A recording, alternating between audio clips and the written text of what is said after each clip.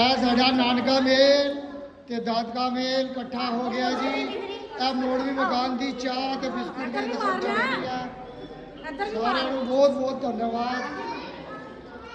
ਸਾਡੇ ਨਾਨਕੇ ਵਾਲਿਆਂ ਨੂੰ ਤੇ ਸਾਡੇ ਦਾਦਕੇ ਵਾਲਿਆਂ ਨੂੰ ਵੀ। ਇੱਥੇ ਆਟੋ ਕੀ ਹੈ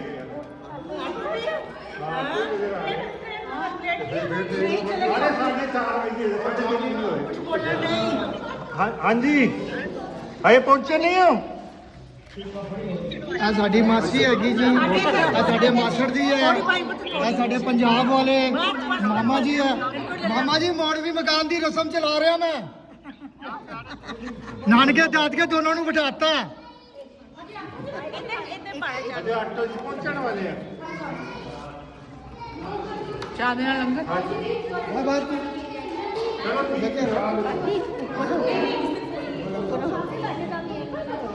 ਗਲਤ ਬਾਤ ਨਹੀਂ